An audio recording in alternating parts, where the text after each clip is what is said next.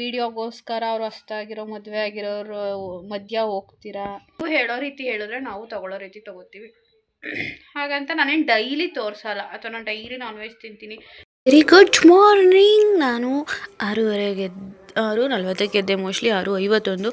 Tea ಇಟ್ಟು ಅಮ್ಮಂಗೆ tea ಕೊಟ್ಟು ಅವಂಗೆ ಟೀ ಕೊಟ್ಟು ನಾನು ಟೀ ಕುಡಿತಾ ಕೂತಿದ್ದೆ. ಬಟ್ ಪಿಂಕಿ ತುಂಬ ಚೆನ್ನಾಗಿ ಆಟಾಡ್ತಾ ಇದ್ಲು. ಅವಳು ಆಟಾಡ್ತಿರೋದು ನೋಡಿ ನಿಮಗೆ ತೋರಿಸೋಣ ಅಂತೇಳಿ ವಿಡಿಯೋ ಮಾಡೋಣ ಅಂತ ಸ್ಟಾರ್ಟ್ ಮಾಡಿದೆ. ಬಟ್ ಅವಳು ಸುಮ್ಮನೆ ಆಗ್ಬಿಟ್ಟು ನೋಡಿ ಆ ಕಡೆ ಹೋದ್ಲು. ಪಿಂಕಿ ಪಿಂಕಿ ಪಿಂಕಿ ಹೋದ್ಲು. ಕೃತಜ್ಞ ಇನ್ನೂ ಎದ್ದಿಲ್ಲ, ಮಲ್ಕೊಂಡಿದ್ದಾಳೆ. ಮಲ್ಕೊಳ್ಳಿ, ನಾನು ಇವಾಗ ರೆಡಿ ಆಗ್ತೀನಿ ಡ್ಯೂಟಿಗೆ ಹೋಗೋಕ್ಕೆ. ಪಿಂಕಿ ಪಿಂಕಿ ಪಿಂಕಿ ಪಿಂಕಿ ಪಿಂಕಿ ಹೆಂಗೆ ಆಟಾಡ್ತದೆ ಗೊತ್ತಾ, ಸಖತ್ತಾಗಿ ಆಟಾಡ್ತಾಳೆ ಪಿಂಕಿ ಅಂತೂ. ಅವಳು ಫುಲ್ ಕೆಳಗಡೆ ಹೋಗ್ಬಿಟ್ಟಿದ್ದಾಳೆ, ಕಾಣಿಸಲ್ಲ. ಬಂದು ಬರ್ತಾವಳೆ ಪಿಂಕಿ. ಅಲ್ಲೇ ಆಟಾಡ್ತಾ ಇದ್ದಾಳೆ. ನಾವೇ ಎದ್ದೋಗೋಣ ಬನ್ನಿ. ನಮ್ಮೂರಲ್ಲಿ ಕರೆಂಟ್ ಇಲ್ಲ ರಾತ್ರಿಯಿಂದ. ಫೋನಲ್ಲಿ 10% ಚಾರ್ಜ್ ಇತ್ತು. ಪವರ್ ಬ್ಯಾಂಕಿಗೆ ಹಾಕ್ಕೊಂಡಿದ್ದೀನಿ. ಪವರ್ ಬ್ಯಾಂಕಲ್ಲಿ 61 ಇದೆ. ಬಟ್ ಗಂಗೂರಿಗೆ ಹೋದ್ಮೇಲೆ ಅಲ್ಲಿ ಗಂಗೂರಲ್ಲಿ ಕರೆಂಟ್ ಇದ್ದರೆ ಅಲ್ಲೆಲ್ಲಾದರೂ ಚಾರ್ಜ್ಗೆ ಹಾಕ್ಬೇಕಾಗುತ್ತೆ ಅಷ್ಟೇ. ಹುಲ್ಲಂಗೆ ಗರಿಲಿ ಆಟಾಡ್ತಾವಳೆ. ಮತ್ತು ಅದೊಂದು ಯಾವುದೋ ಪ್ಲಾಸ್ಟಿಕ್ ಹೂವು ಅವಳು ಸಿಗೋಲ್ಲ ಈಗ ನಮ್ಮ ಕೈಗೆ. ನಾನೀಗ ಫ್ರೆಶ್ ಅಪ್ ಆಗ್ತೀನಿ. ಅದೇ 7:30 ಟೈಮ್ ಬಂದು ತಿಂಡಿಗೆ ಅಮ್ಮ ಅನ್ನ ಮಾಡೋಣ ಅಂತು. ಚಿಕನ್ ಮಟನ್ ಸಾಂಬಾರು ಇತ್ತು, ಬೇಡ ಅಂದೆ. ನೆನ್ನೆ ತಿಂದು ಬೇಜಾರಾಗೈತೆ. ಸೊ ಹಾಗೈತೆ ಅವ್ರ ಮನೆ ರವೆ ಉಂಡೆ ಮಾಡ್ಕೊಬಂದಿದ್ರು. ಆ ದೊಡ್ಡಮ್ಮ ನೆನೆಸ್ತು ರವೆ ಉಂಡೆ ತೊಗೊಂಡು ಅಂತ. ಸ್ವಲ್ಪ ಇದ್ದಾವೆ, ಅದಕ್ಕೆ ತೊಗೊಂಡಿಲ್ಲ. ಒಂದೇ ಒಂದು ತಿನ್ಕೊಳ್ಳೋಣ ಅಂತೇಳಿ ತಿನ್ಕೊಂಡಿದ್ದೀನಿ. ಹಾಗೆ ಬಾಳೆಹಣ್ಣು ಇತ್ತು ಅಂತೇಳಿ ಮನೇಲಿ ಬಾಳೆಹಣ್ಣು ಹಾಕ್ಕೊಂಡಿದ್ದೀನಿ. ಸೊ ಈ ಥರ ಸೀರೆ ಹಾಕಿದ್ರೆ, ಸಿಂಪಲ್ ಸೀರೆ ಹಾಕಿದ್ರೆ ಚೆನ್ನಾಗಿ ಕಾಣ್ತೀನಿ. ಬ್ಲೌಸ್ ಮಾತ್ರ ಇಲ್ಲ. ಯಾವುದೋ ಸೀರೆಗೆ ಯಾವುದೋ ಬ್ಲೌಸ್ ಹಾಕ್ಕೊಂಡು ರೆಡಿ ಆಗೋದು. ಕರೆಂಟ್ ಇಲ್ಲ ನೆನೆ ನೈಟಿಂದನೂ. ಬನ್ನಿ ಇವಾಗ ಡ್ಯೂಟಿಗೆ ಹೋಗೋಣ ಬೇಗ.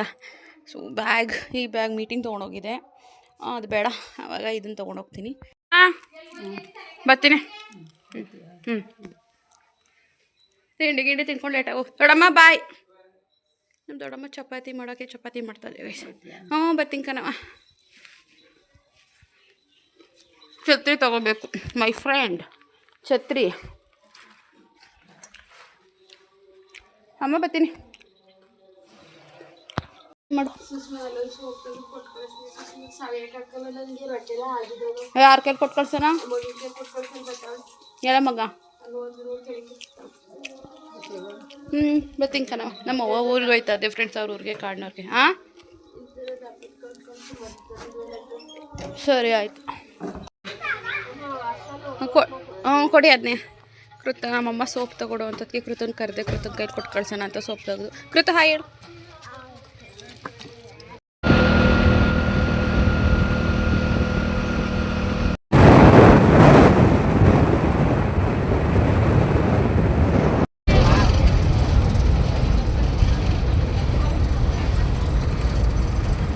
ರಾಮನಾಥ್ಪುರಕ್ಕೆ ಬಂದೆ. ಇವಾಗ 4:15 ಆಗಿದೆ. ಅಲ್ಲಿಂದ ಬಸ್ ಬಂತು ನನಗೊಂದು 4 ಗಂಟೆದು. 4:15 ಒಂದು ಬಸ್ ಇದೆ, ಅದಕ್ಕೆ ಬಂದೆ.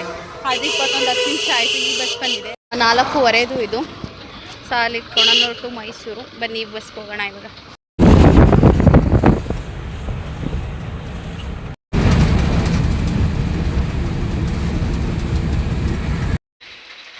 ನಂಗೆ ಚಪಾತಿ ಬಂಗಾರ, ನಂಗೆ ಅಮ್ಮಗೆ. ಫ್ರೆಂಡ್ಸ್ ಮನೆಗೆ ಬಂದೆ 5:15. ಮಳೆ ಫುಲ್ ಬರ್ತೈತೆ. ಮಳೆ ನಿಲ್ಲಿಸ್ಕೊಂಡ್ಬಂದೆ. ಛತ್ರಿ ನನ್ನ ಫ್ರೆಂಡ್ ಸುಮಾರಾಗಿ ಗೊತ್ತಾಯಿತು. ನನ್ನ ಫ್ರೆಂಡು, ನನ್ನ ಕ್ಲಾಸ್ಮೇಟು ತಂದರೆ ಅವರು ಸಾಲಿನಪ್ಪು ಹಿಂಗೆ ಈಗೇನೋ ಹೆಂಗೆ ಗೊತ್ತಿಲ್ಲ ಬರ್ತೀಯ ಅಂದ. ಸೊ ನನ್ನ ಮುಂಡೂರಿಗೆ ಡ್ರಾಪ್ ಮಾಡಿ ಹೋದ. Thank you.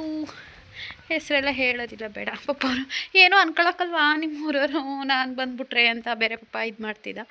ಹಾಗಾಗಿ ನನ್ನ 10th ಕ್ಲಾಸ್ಮೇಟು ತಂದರೆ ಹುಡುಗ ದೊಡ್ಡಮ್ಮ ಬಂದು ಪಾಪ ನಮ್ಮೂರು ಬಸ್. ನಾನು ಮನೆ ಕರೆದೆ, ಹಂಗೂ ಬಾರೋ ಟೀ ಕುಡ್ಕೊಂಡು ಹೋಗು ಅಂತ.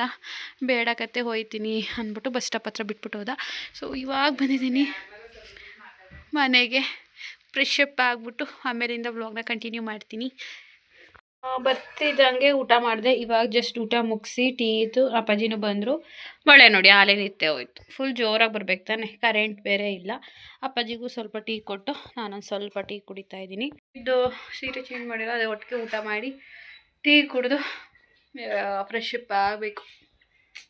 ಏನೇ ಮಾಡಿದ್ರು ತಪ್ಪು ಅಂದರೆ ಹೆಂಗೆ ಗೈಸ್. ನಾನು ಇದಕ್ಕಿಂತ ಮುಂಚೆ ಎಷ್ಟು ಸಲ ನಾನ್ ವೆಜ್ಜು ಅಡುಗೆ ಮಾಡೋದು, ಚಾಪ್ಸ್ ಮಾಡೋದು, ಕಬಾಬ್ ಮಾಡೋದು, ಸಾಂಬಾರು ಮಾಡೋದೆಲ್ಲ ನನ್ನ ಡೈಲಿ ವ್ಲಾಗಲ್ಲಿ ವೀಡಿಯೋ ಹಾಕಿದ್ದೀನಿ. ತುಂಬ ಹತ್ತಿರದಿಂದ ಹಾಕಿದ್ದೀನಿ. ಅವಾಗ ಯಾವುದು ಕಮೆಂಟೇ ಬರ್ತಾ ಇರಲಿಲ್ಲ. ಇವಾಗ ನಾನ್ ವೆಜ್ಜು ಹತ್ರದಿಂದ ತೋರಿಸ್ತೀರಾ, ಸೆನ್ಸ್ ಇಲ್ವಾ, ಹಾಗೆ ಹೀಗೆ ಅಂತೆಲ್ಲ ಕಮೆಂಟ್ ಮಾಡ್ತೀರಾ. ಹೌದು, ವೆಜ್ಜವರು ಕೂಡ ಇದ್ದಾರೆ, ವೆಜ್ಜವರು ಕೂಡ ನನ್ನ ಬ್ಲಾಗ್ಸ್ ನೋಡ್ತಾರೆ, ಹೌದು. ಬಟ್ ನೀವು ಹೇಳೋ ರೀತಿ ಹೇಳಿದ್ರೆ ನಾವು ತಗೊಳ್ಳೋ ರೀತಿ ತೊಗೋತೀವಿ. ಹಾಗಂತ ನಾನೇನು ಡೈಲಿ ತೋರಿಸಲ್ಲ, ಅಥವಾ ನಾನು ಡೈಲಿ ನಾನ್ ವೆಜ್ ತಿಂತೀನಿ, ಡೈಲಿ ನಾನ್ ವೆಜ್ ಮಾಡ್ತಿದ್ದೀವಿ ಅಂತ ಎಲ್ಲೂ ತೋರಿಸಲ್ಲ. ಇತ್ತೀಚೆಗಂತೂ ನಾನು ತೀರಾ ಕಡಿಮೆ ನಾನ್ ವೆಜ್ ಅಡುಗೆ ಮಾಡೋದು, ರೆಸಿಪೀಸ್ಗಳೆಲ್ಲ ಹಾಕಿರೋದು. ಮುಂಚೆ ಎಲ್ಲ ವೀಕ್ಲಿ ನಾನು ಚಿಕನ್ ಮಾಡೋದು ಎಲ್ಲವನ್ನ ಹಾಕಿದ್ದೀನಿ, ಗ್ರೇವಿ ಮಾಡೋದು, ಸಾಂಬಾರು ಮಾಡೋದು. ಅವಾಗೆಲ್ಲ ಯಾವುದೇ ರೀತಿಯ ಕಮೆಂಟೇ ಬರ್ತಾ ಇರಲಿಲ್ಲ. ಇವಾಗ ನಾವು ಏನೇನೋ ಕಮೆಂಟ್ ಬರುತ್ತೆ, ಬೇಜಾರಾಗುತ್ತೆ. ನಾನು ಖುಷಿಯಾಗಿದ್ದರೆ ಅಥವಾ ನಾನೆಲ್ಲ ಮರೆತು ಅಳ್ದನೆಯ ಹ್ಯಾಪಿಯಾಗಿದ್ದರೆ ಏನಾದ್ರು ಅತಿಯಾಗಿ ಅಂತ ಅನಿಸುತ್ತಾ? ನಿಮ್ಗೆ ಏನಕ್ಕೆ ಅನ್ನಿಸ್ತಿದೆ ಗೊತ್ತಿಲ್ಲ, ನಾನು ಏನೂ ಚೇಂಜಸ್ ಆಗಿಲ್ಲ. ಅವ್ರನ್ನ ತೋರಿಸ್ಬೇಡಿ, ಹಾಗೆ ಹೀಗೆ ಪ್ರೈವೇಸಿ ಅದು ಇದು ಅಂತಿದ್ರೆ, ಅವರು ಕೂಡ ಅವ್ರ ಊರಿಗೆ ಹೋದರು. ಇವಾಗ ಎಂದಿನಂತೆ ನಾನು, ನನ್ನ ಮಗಳು, ನಮ್ಮ ಅಪ್ಪ ಅಮ್ಮ ಅಷ್ಟೇ ಇದ್ದಾಗಷ್ಟೇ ಅವ್ರು ನನ್ನ ಬ್ಲಾಗ್ಸಲ್ಲಿ ಬರ್ತಾರೆ. ಏನೋ ಶಿವ ಪೂಜೆಲಿ ಕರಡಿ ಬಿಟ್ಟಂಗೆ ನೀವು ವಿಡಿಯೋಗೋಸ್ಕರ ಅವ್ರು ಹೊಸ್ದಾಗಿರೋ ಮದುವೆ ಆಗಿರೋರು ಮಧ್ಯ ಹೋಗ್ತೀರಾ. ನಿಮಗೆ ಗೊತ್ತಾ, ನಾನು ನನ್ನ ರೂಮಲ್ಲಿದೆ, ನನ್ನ ರೂಮ್ಗಲ್ಲಿ ಹೋಗಿ ಸೇರಿಕೊಂಡ್ರೆ ನಾನು ಎಕ್ಕಡಿಗೂ ಕದಲೋದೇ ಇಲ್ಲ. ಬಟ್ ಅವರು ನನ್ನ ತಂಗಿನೂ ಸ್ವಾಗತ ಅವರೇ ಬಿಡಲ್ಲ. ನಾನು ಡ್ಯೂಟಿ ಮುಗಿಸ್ಕೊಂಡು ಬನ್ನಿ, ನೀವು ಡ್ಯೂಟಿ ಮುಗಿಸ್ಕೊಂಡು ಬಂದಮೇಲೆ 4:15 ಶೋಗೆ ಹೋಗೋಣ ಅಂತ ಅವ್ರು ವೆಯ್ಟ್ ಮಾಡಿ ನಾನು ಬರೋ ತನಕ 4:15 ಶೋಗೆ ಕರ್ಕೊಂಡೋಗಿದ್ದು. ಬಿಕಾಸ್ ಅವರಿಗೇನು ಅಂದರೆ, ನನ್ನ ತಂಗಿಗೇನು ನಾವು ಅಂದರೆ ನಮ್ಮ ಅಕ್ಕನ ಬಿಡಬಾರ್ದು, ಮಗು ಬಿಡಬಾರ್ದು, ಅವಳಿಗೆ ಭಾವ ನೆನಪಾಗಬಾರ್ದು, ಅಥವಾ ಹಸ್ಬೆಂಡ್ ಇಲ್ಲ ಅಂತ ಅವಳು ಬೇರೆ ಥರ ಫೀಲ್ ಆಗಬಾರ್ದು. ನಮ್ಮ ಜೊತೆ ಎಲ್ಲ ಹತ್ರ ಕರ್ಕೊಂಡು ಹೋಗೋಣ, ಎಲ್ಲರ ಜೊತೆನೂ ಇರಲಿ, ಅವಳು ಮಿಂಗಲ್ ಆಗಲಿ ಅನ್ನೋದು ಅವಳು. ನಾನು ಬರಲ್ಲ ಅಂತಲೇ ಹೇಳಿದ್ದು. ನಾನು ಗೊಬ್ಳಿಗೆ ಹೋದಾಗ ಊಟಕ್ಕೆ ಹೋಗಿದ್ವಲ್ಲ ಸುಮಕ್ಕ ಅವ್ರ ಮನೆಗೆ, ಅವತ್ತು ನಾನು ಬರಲ್ಲ ಅಂತಲೇ ಕೂತಿದ್ದು. ಅವತ್ತು ಸ್ವಲ್ಪ ಏನೋ ಆಯಿತು ಬಿಡಿ. ಆವಾಗಲೂ ಕೂಡ ಸ್ವಾಗತ್ ಅವರು ನೀವು ಬರಲಿಲ್ಲ ಅಂದರೆ ನಾನು ಹೋಗಲ್ಲ ಅಂದ್ಬಿಟ್ಟು ವಾಚೆಲ್ಲ ಎತ್ತಿಟ್ಬಿಟ್ಟು ಫುಲ್ ಕೂತ್ಕೊಂಡ್ಬಿಟ್ರು. ಅದಾದಮೇಲೆ ಸರಿ ನನ್ನಿಂದ ಏನಕ್ಕೆ ಇವರಿಬ್ಬರು ಹೋಗೋದು ರೆಡಿ ಆಗಿದ್ದಾರೆ ಆಲ್ರೆಡಿ, ಕ್ಯಾನ್ಸಲ್ ಆಗೋದು ಅಂತ ಹೇಳಿ, ಆಗ ನಾನು ಹೋಗಿ ರೆಡಿಯಾಗಿ ಜೊತೇಲಿ ಹೋದೆ. ಬಟ್ ಅವರು ನಾನು ಬೇಡ, ನಾನು ಹೋಗೋದು ಬೇಡ ಅಂದರು. ಅವರಿಬ್ಬರೇ ನಾನು ಬಿಡ್ತಾಯಿಲ್ಲ, ಬನ್ನಿ ಬನ್ನಿ ಅಂತ ಅವರೇನೆ ಎಲ್ಲ ತಗೋ ಅಂದರೆ ಅದೇ ಅಲ್ಲಿ ಊಟದ ತಕ್ಕೋ ಒಂದು ಹತ್ರ ಮತ್ತು ಫಿಲ್ಮ್ಗೆ ಅಷ್ಟೇ ನಾನು ಹೋಗಿರೋದು. ಅವ್ರ ಜೊತೆಲಿ ಇನ್ನೆಲ್ಗೂ ಹೋಗಿಲ್ಲ. ಕೆಲವೊಂದು ನಿಮಗೆ ಏನು ಯಾವ ಸತ್ಯಗಳು ಅಥವಾ ಯಾವುದು ಏನೂ ಗೊತ್ತೇ ಇರೋಲ್ಲ. 20 ನಿಮಿಷ, ನಾನು ಅದೇ ಹೇಳೋದು, 20 ನಿಮಿಷ ನೋಡಿ ನಮ್ಮ ಲೈಫಲ್ಲಿ ನಾವು ಹೆಂಗಿದ್ದೀವಿ ಅಥವಾ ನಮ್ಮ ಜೀವನ ಏನು, ನಮ್ಮ ಇದೇನು ಅಂತ ಅದು ಹೆಂಗೆ ಜಡ್ಜ್ ಮಾಡ್ತೀರಾ ನೀವು? 20 ನಿಮಿಷ ವೀಡಿಯೋದಲ್ಲಿ ಹೆಂಗೆ ನಮ್ಮನ್ನ ಒಬ್ಬ ವ್ಯಕ್ತಿನ ಜಡ್ಜ್ ಮಾಡೋಕ್ಕೆ ಸಾಧ್ಯ? ಹತ್ಕೊಂಡು ಯಾವಾಗಲೂ ಹತ್ಕೊಂಡು ನಂಗೆ ಗಂಡ ಇಲ್ಲ, ಅಥವಾ ನಂಗೆ ಅದು ನಂಗಿದು, ಅಥವಾ ಇನ್ನೊಬ್ರನ್ನ ನನಗೆ ಅದು ಮೋಸ ಮಾಡಿದ್ರು, ಅನ್ಯಾಯ ಮಾಡಿದ್ರು ಅಂತ ಇನ್ನೊಬ್ರನ್ನ ಯಾವಾಗಲೂ ಬೈಕೊಂಡು ಕೂತ್ಕೊಬೇಕಾ ನಾನು? ಆಗಿದೆ ನನ್ನ ಲೈಫಲ್ಲಿ, ಮೋಸನೂ ಆಯಿತು, ಅನ್ಯಾಯನೂ ಆಯಿತು, ದೇವರು ಕೂಡ ನನ್ನ ಗಂಡನ ಕಿತ್ಕೊಂಡ, ಎಲ್ಲ ಥರನೂ ಅನುಭವಿಸಿದ್ದೀನಿ. ಬಟ್ ಅದನ್ನೇ ಎಷ್ಟು ಅಂತ ಎಳ್ದು ಚೂಯಿಂಗಮ್ ಥರ ಹೇಳೋಕ್ಕಾಗುತ್ತೆ? ಹಂಗೆ ಹತ್ಕೊಂಡು ಕೂತ್ಕೊಂಡ್ರೆ ಮೋಸ್ಟ್ಲಿ ನೀವೆಲ್ಲ ನನ್ನ ಒಳ್ಳೆಯವರು ಅಂತ ಅನ್ಬೋದೇನೋ. ಬಟ್ ನಂಗೆ ಅದು ಅವಶ್ಯಕತೆ ಇಲ್ಲ. ಈಗಲೂ ಅದ್ರ ಬಗ್ಗೆ, ಆ ವಿಚಾರಗಳ ಬಗ್ಗೆ ಟಾಪಿಕ್ ಮಾತಾಡಬೇಕು ಅಂದರೆ ತುಂಬ ಇದ್ದಾವೆ. ಬಟ್ ನಂಗೆ ಅದು ಮಾತಾಡೋಕ್ಕೆ ಇಷ್ಟ ಇಲ್ಲ, ಬೇಡ ಅಂತ ನಾನು ಬಿಟ್ಬಿಟ್ಟಿದ್ದೀನಿ. ಕೆಲವೊಂದು ವ್ಯಕ್ತಿಗಳು ಸತ್ತೋಗಿದ್ದಾರೆ, ಕೆಲವೊಬ್ಬರು ಬದುಕಿದ್ದು ನನ್ನ ಪಾಲಿಗೆ ನಾನು ಸತ್ತೋಗೋರೆ ಅಂತ ನಾನು ಭಾವಿಸಿದ್ದೀನಿ. ಈಗ ನನ್ನ ಗಂಡನ ಮನೆಗೆ ಹೋಗಿ ನಾನು 1-1.5 ತಿಂಗಳಾಯಿತು. ಅದೇ ಊರಿಗೆ ಹೋಗ್ತೀನಿ, ಅಲ್ಲೇ ಕೆಲಸ ಮಾಡ್ತೀನಿ, ಬಟ್ ಮನೆಗೆ ಹೋಗ್ತಾ ಇಲ್ಲ.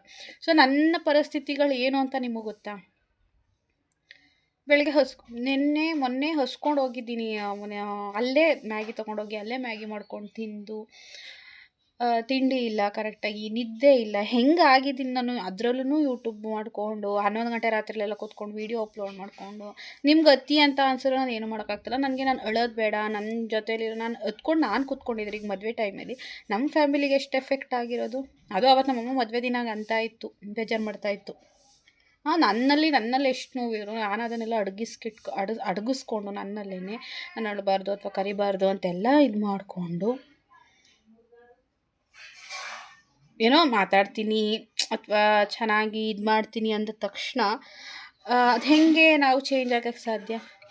ಅಂದರೆ ತುಂಬ ನಗಾಡ್ತಾರೆ ಅಥವಾ ತುಂಬ ಮಾತಾಡ್ತಾರೆ ಅಂತೆಲ್ಲ ಅವ್ರ ತಾವು ಹೇಳ್ಕೊಳಕ್ಕಾಗ್ದಿರೋಷ್ಟು ನೋವಿರ್ತವೆ, ಅವ್ರ ತಾವು ಹೇಳ್ಕೊಳಕ್ಕಾಗ್ದಿರೋಷ್ಟು ಸಂಕಟ ಇರ್ತದೆ ಹೊಟ್ಟೆಲಿ. ಅದೆಲ್ಲ ನಿಮ್ಮಂಥವ್ರಿಗೆ ಗೊತ್ತಿರೋಲ್ಲ. ಎಲ್ಲೋ ಕೂತ್ಕೊಂಡು ಅಂತ ಕಮೆಂಟ್ ಹೊಡಿತೀರ. ನಮ್ಮಂಗೆ ಚಿಕ್ಕ ವಯಸ್ಸಿಗೆ ಗಂಡನ ಕಳ್ಕೊಂಡು, ಮಕ್ಕಳನ್ನ ಇದು ಮಾಡಿಕೊಂಡು, ಕೆಲಸ ಮಾಡಿಕೊಂಡು ಬದುಕ್ತಿರ್ತಾರಲ್ಲ ಅಂಥ ಹೆಣ್ಮಕ್ಳು ಗೊತ್ತು ಕಷ್ಟ ಏನು ಅಂತ ಹೇಳಿ. ನಿಮ್ಗಳಿಗೆ ಏನು ಗೊತ್ತು? ನಾನು ಅವತ್ತು ಎಷ್ಟು ಬೇಜಾರಾಗಿದ್ದೀನಿ ಗೊತ್ತಾ? ನೀವು ಶಿವ ಪೂಜೆಲಿ ಕರಡಿ ಬಿಟ್ಟಂಗೆ ಹೋಗಿದ್ದೀರಾ, ವೀಡಿಯೋಗೋಸ್ಕರನೇ ಅವರಿಬ್ಬರು ಮಧ್ಯೆ ಹೋಗ್ತೀರಾ ಅಂದರೆ ಇಷ್ಟು ದಿನ ಹಂಗಾರೆ 1.5 ವರ್ಷ ನಾನು ಈ ಕಂಟೆಂಟ್ ಅಥವಾ ಇವರು ಈ ವಿಡಿಯೋ ಮಾಡಿಕೊಂಡೇ ಬಂದಿದ್ದೀನಿ. ಹಂಗಾರೆ ಈ ವಿಡಿಯೋ ಇಟ್ಕೊಂಡೆ ನಾನು ಅಮೌಂಟ್ ಎಲ್ಲ ತೊಗೊಂಡಿದ್ದೀನಿ ಯೂಟ್ಯೂಬಿಂದ. ಹೌದು, ಅವ್ರು ಮದುವೆ ಆದರು, ಅವರಿದ್ದರು, ನಮ್ಮ ಮನೇಲಿದ್ದರು, ನನ್ನ ಜೊತೆ ನನ್ನ ತಂಗಿ, ನನ್ನ ಮೈದಾ ಇದ್ದರು, ನಾನು ವೀಡಿಯೋ ಮಾಡಿದೆ. ಅದರಲ್ಲೇನು ತಪ್ಪು? ನಾನು ಸ್ವಾಗತ್ ಅವ್ರನ್ನ 3-4 ಸಲ ಕೇಳಿದ್ದೀನಿ, ನಿಮ್ಗೆ ಏನಾದರೂ ಪ್ರಾಬ್ಲಮ್ ಆಗುತ್ತಾ, ವೀಡಿಯೋ ಮಾಡಲಾ ಬೇಡವಾ ಅಂತ. ಅವರೇನೆ ಮಾಡಿ ಸಿಸ್ಟರ್ ಅಂತ. ಅಷ್ಟು ಸಪೋರ್ಟಿವ್ ಇಲ್ಲ ಅಂದಿದ್ರೆ ಅವ್ರು ಏನಕ್ಕೆ ನನಗೋಸ್ಕರ, ನಾನು ಡ್ಯೂಟಿಗೆ ಹೋಗಿ ಮೀಟಿಂಗ್ ಹೋಗಿದ್ದೆ, ವೀಡಿಯೋ ಮಾಡೋಕ್ಕಾಗಲ್ಲ ಅಂತ ಅವ್ರು ನನಗೇನಕ್ಕೆ ವೀಡಿಯೋ ಮಾಡಿಕೊಡ್ತಾರೆ? ಅವರು ಫ್ಯೂಚರಲ್ಲಿ ಅವರು ಕೂಡ ಯೂಟ್ಯೂಬ್ ಚಾನಲ್ ಓಪನ್ ಮಾಡೋ ಪ್ಲ್ಯಾನ್ ಇದೆ ಅವ್ರಿಗೂ ಕೂಡ, ಸ್ವಲ್ಪ ಎಲ್ಲ ಶಿಫ್ಟ್ ಆದಮೇಲೆ. ಸೊ ಇಬ್ಬರು ಕೂಡ ನನಗೆ ಸಪೋರ್ಟಿವ್ ಆಗಿದ್ದಾರೆ. ನಾನು ಅವತ್ತು ಮೀಟಿಂಗ್ ಹೋದಾಗ ಸ್ವಾಗತ್ ಅವರೇ ನನಗೆ 2 ಸಲ ಕಾಲ್ ಮಾಡಿ ಎಷ್ಟೊತ್ತಿಗೆ ಬರ್ತೀರಾ, ಏನು, ನಾವು ಚೆನ್ನಾಗಿದ್ದೀವಿ ಗೈಸ್, ನಾವು ಚೆನ್ನಾಗಿದ್ದೀವಿ. ನೀವುಗಳೇನೇನೋ ಕಮೆಂಟ್ ಹಾಕಿ, ಅವರು ಸ್ವಾಗತ್ ಅವರು ಕಮೆಂಟ್ ನೋಡ್ಬಿಟ್ಟು ಅವರು ಏನೋ ಬಿಟ್ಟಾಕಿ, ಯಾರೋ ಪ್ರಿಯಾನೋ ಯಾರೋ ಸ್ವಲ್ಪ ಜಾಸ್ತಿ ಓವರಾಗಿ ಕಮೆಂಟ್ ಮಾಡಿದ್ದಾರೆ, ನೀವು ಅದಕ್ಕೆಲ್ಲ ತಲೆ ಕೆಡಿಸ್ಕೋಬೇಡಿ, ಅದಕ್ಕೆ ಬಿಟ್ಟಾಕಿ ಅಂದು. ನನ್ನ ತಂಗಿನೂ ಅಷ್ಟೇ, ಬಿಟ್ಟಾಕಕ್ಕೆ ಅವ್ರು ಮಾತಾಡೋರೆಲ್ಲ ನಮಗೆ ನನ್ನ ಹಾಕಲ್ಲ, ಬಿಟ್ಟಾಕು, ಅವ್ರಿಗೆ ರಿಪ್ಲೈ ಕೊಟ್ಟಿದ್ದೀನಿ ನಾನು ಅಂತ ಅಂದ್ಲು. ಸೊ ಸ್ವಲ್ಪ ಯೋಚನೆ ಮಾಡಿ ಮಾತಾಡಿ. ಹೊತ್ಕೊಂಡು ವಿಡಿಯೋ ಮಾಡಿದ ತಕ್ಷಣ ಏನು ಒಳ್ಳೆಯವರಲ್ಲ, ನಗಾಡಿಕೊಂಡು ಜೋರಾಗಿ ಮಾತಾಡಿದ ತಕ್ಷಣ ಯಾರೂ ಕೆಟ್ಟವರಲ್ಲ. ನನಗೆ ಹೌದು, ನನಗೂ ಸೆನ್ಸ್ ಇರಬೇಕು ಅನ್ನೋದು ನಿಮ್ಮ ವಾದ ಆದರೆ, ನನ್ನ ವೀಡಿಯೋಸ್ ನೋಡಿ ಏನೋ ಕಮೆಂಟ್ ಹಾಕ್ತಿರಲ್ಲ, ಅದಕ್ಕೂ ಸ್ವಲ್ಪ ಸೆನ್ಸ್ ಇರಬೇಕು. ಆ್ಯಂಡ್ ಯಾರೋ ಅಂದರೆ ವೀಡಿಯೋ ನೋಡಬೇಡಿ ಅಂತಿರಲ್ಲ ನಿಮ್ಮ ಸಬ್ಸ್ಕ್ರೈಬರ್ಗೆ ಅಂತ. ಸಿಸ್ಟರ್, ನಾನು ಹೇಳಿದ್ದು ನನ್ನ ಸಬ್ಸ್ಕ್ರೈಬರ್ಗಳಿಗೆ ವೀಡಿಯೋ ನೋಡಬೇಡಿ ಅಂತಲ್ಲ, ಅವ್ರು ನನ್ನ ಚಾನಲ್ ಸಬ್ಸ್ಕ್ರೈಬೇ ಆಗಿರಲ್ಲ, ಅಂಥವ್ರು ಬಂದು ಕಮೆಂಟ್ ಹೊಡಿತಾರೆ. ಬಿಡಿ, ಅಂಥವ್ರು ಇದ್ದೇ ಇರ್ತಾರೆ, ಒಬ್ಬರು ಇಬ್ಬರು ಎಲ್ಲೇ ಹೋದರೂ ಇದ್ದೇ ಇರ್ತಾರೆ. ಅವ್ರಿಗೆ ಹೇಳಿದ್ದು, ಅಷ್ಟು ಕಷ್ಟ ಆದರೆ ಅಷ್ಟು ಕಷ್ಟದಿಂದ ಏನಕ್ಕೆ ನಾನು ವೀಡಿಯೋ ನೋಡ್ತೀರಾ, ನೋಡಬೇಡಿ ಬಿಡಿ ಅಂತ. ಆ ನೆಗೆಟಿವಾಗಿ ಕಮೆಂಟ್ ಮಾಡ್ತಾರಲ್ಲ ಅವ್ರಿಗೆ ಹೇಳಿದ್ದು, ನಿಮ್ಗಳಿಗೆ ಯಾರಿಗೂ ಅಲ್ಲ ನಾನು ಹೇಳ್ತಾ ಇರೋದು. ಸೊ ನಾವು ಚೆನ್ನಾಗಿದ್ದೀವಿ, ನಮಗೆ ಪ್ರಾಬ್ಲಮ್ ಇಲ್ಲ. ನಮ್ಮಮ್ಮ ಬೇಜಾರು ಮಾಡ್ಕೋತಾ ಇತ್ತು, ಅದು ಯಾವಳು ಹಂಗೆ ಕಮೆಂಟ್ ಹಾಕಿ ಮೆಸೇಜ್ ಮಾಡಿರೋಳು ಶಿವ ಪೂಜೆಲಿ ಕರಡಿ ಬಿಟ್ಟಿರೋಳ ಥರ, ನೀವು ಫಿಲ್ಮ್ಗೆ ಹೋದ್ರೆ ಅವ್ರಿಗೇನಂತೆ ಪ್ರಾಬ್ಲಮ್ಮು ಅಂತವ. ನಮಗೆ ಏನು ಪ್ರಾಬ್ಲಮ್ ಇಲ್ಲ ಗುರು, ನಾವು ಚೆನ್ನಾಗಿದ್ದೀವಿ. ಈಗ ಅವ್ರ ಊರಿಗೆ ಹೋದ್ರೆ ಅವರಿಬ್ಬರೇ ಇರ್ತಾರೆ, ಅವ್ರು ಚೆನ್ನಾಗಿರ್ತಾರ, ಇನ್ನು ನಾನೇನು ಡೈಲಿ ಹೋಗ್ತೀನಾ? ಅದು ಅರ್ಥ ಮಾಡ್ಕೋಬೇಕು. ಸ್ವಲ್ಪ ಯೋಚನೆ ಮಾಡಿ ಕಮೆಂಟ್ ಮಾಡಿ. ಸೊ ಅದಕ್ಕೆ ನಾನು ಟೀನೇ ಆರೋಯ್ತು, ಇವಾಗ ಟೀ ಕುಡಿತೀನಿ. ಕರ್ದಿಲ್ಲ ಬಂಗಾರ, ಅಲ್ಲೇ ದಾಸಿಪುರ ಹಚ್ಕೊಡ್ತಾವಳಲ್ಲ ಅವಳಿಗೊಂದ ಕೊಟ್ಕೊಡ್ತಾ 3 ಜನಕ್ಕೆ 3 ಕವರ್ ಕೊಟ್ಬಿಟ್ಟು ಬರೋಗು. ತಿಂಡಿ ಕೊಡ್ತಾಯಿದ್ವಿ ಫ್ರೆಂಡ್ಸ್, ತಿಂಡಿ ಬೇಯಿಸಿದ್ವಲ್ಲ, ಕಜ್ಜಾಯ, ಕೋಡ್ಬಳೆ, ಚಕ್ಲಿ, 3 ಥರ. ನಮ್ಮ ಅಕ್ಕಪಕ್ಕದ ಮನೆಯವ್ರಿಗೆ ಒಂದು 4 ಜನಕ್ಕೆ ತಿಂಡಿ ಕೊಡೋಣ ಅಂದ್ಬಿಟ್ಟು ಹಿಂಗೆ ಕವರ್ಗೆ ಅಮ್ಮ ತಿಂಡಿ ಹಾಕೈತೆ. ಕೃತಜ್ಞ ಹೋಗಿ ಕೊಡ್ತಾವಳೆ. ನಾನು ಕಜ್ಜಾಯನೇ ತಿಂದಿರಲಿಲ್ಲ, ಮೊನ್ನೆಯಿಂದ ಕಜ್ಜಾಯ ತಿಂತಾಯಿದ್ದೀನಿ. ಇವ್ನು ನೋಡಿ ಚಿಂಟು ಹೋಯ್ತಾಳೆ. ಚಿಂಟು ಬಾಯ್ ಹೊಂಟ್ಲು.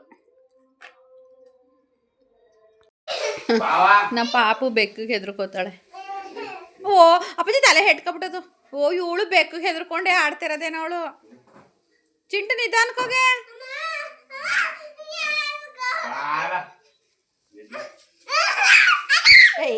ಬಡ್ಡಿ ನೋಡಿ ಅದು ಹೆಂಗಾಡ್ತಾ ಪಿಂಕಿ.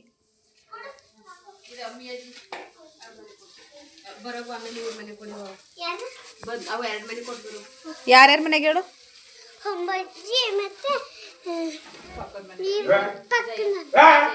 ರೇವಣ್ ತಾತ ಪಕ್ಕದ ಮನೆ ಅವ್ರಿಗೆ. ನಾನೇನ್ ಮಾಡಕ್ಕೆ ತಾತದೆಲ್ಲ ಹೋಗ್ಚಿನ.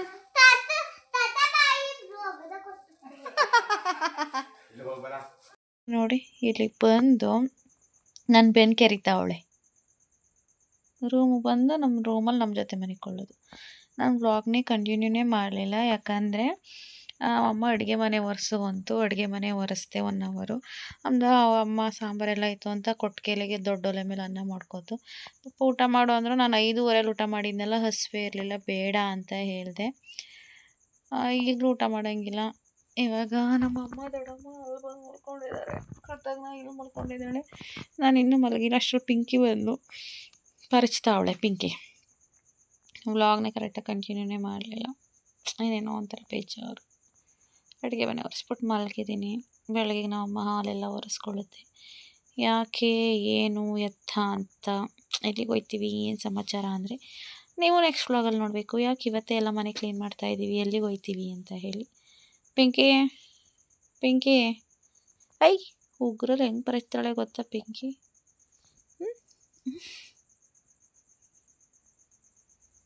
ಬೇಜಾರಾಗೋದಿಲ್ಲ ಒಂದೊಂದ್ಸಲ ನಮ್ಮ ಪೃಥು ಒಸಿ ಹೆದರ್ಕೊಳಕ್ಕಲ್ಲ ಪಿಂಕಿಗೆ. ಅವಳು ಓಡೈತಾಳ, ಇದು ಅದ್ರ ಹಿಂದ್ಗಡೆಲೆ ಓಡಾಯ್ತದ ಬಡ್ಕೊಂಡು ಕೆಚ್ಕೊಂಡು ಕತೆ.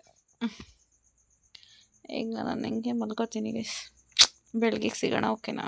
Good night.